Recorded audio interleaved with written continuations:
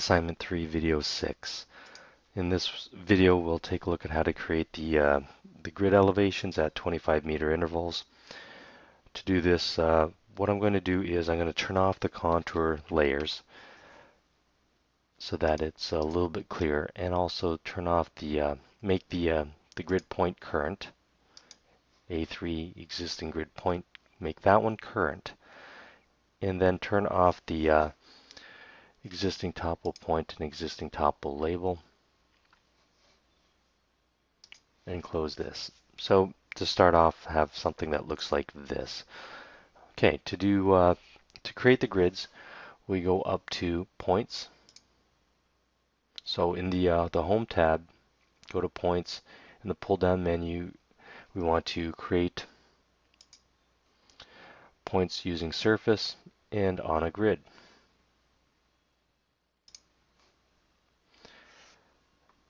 AutoCAD will ask you to specify a grid base point. I believe it's 975, 975 that I asked you to use. In the instructions, the grid rotation will be 0. Grid spacing will be 25 and 25 for the X and 25 for the Y. And then the upper right location, I asked you to select 1375 and 1275. AutoCAD will show you the grid that will be created and also the size of the square.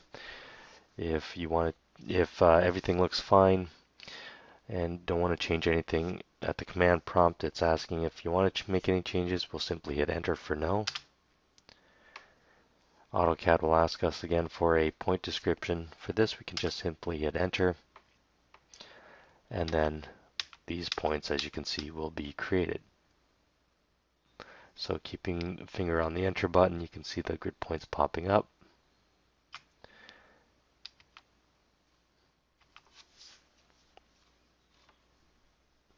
And once it's complete, you will get something that looks like this. The next step is to create a point group called existing grid.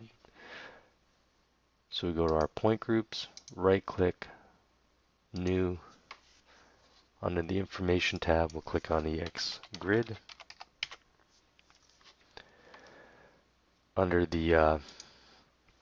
under what to include, you have to find out where you left off.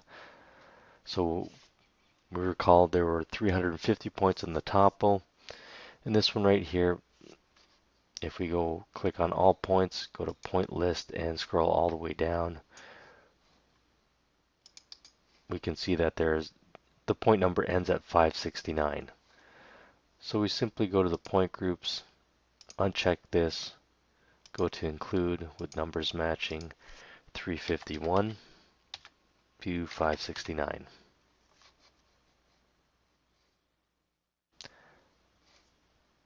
After we have that, go back to the information tab, and we have to change the point style and the point label style.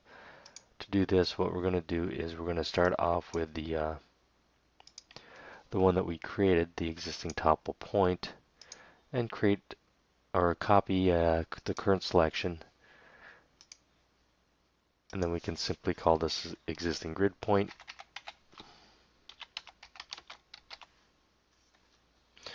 Marker we'll keep the same. Keep this one as well.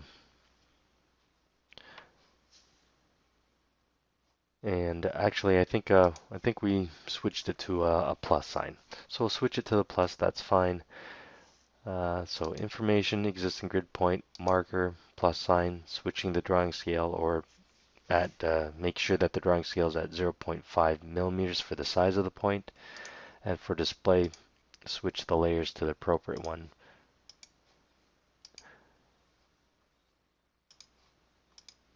So the marker should be on existing grid point, the label should be on existing grid label.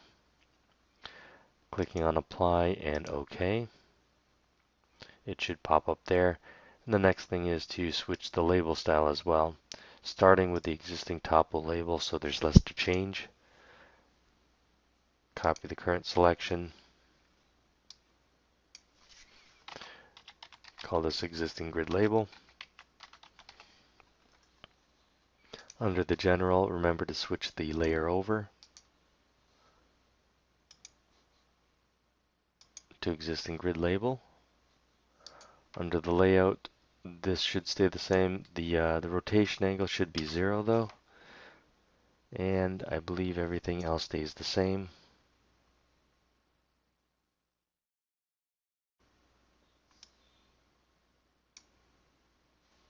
So we have existing grid point and existing grid label. Click on apply and OK, and you should get something that looks like this. Missing a couple of points in there because it probably falls outside the contour lines. Okay, this concludes video 6, and next video we'll take a look at how to create the spot elevations.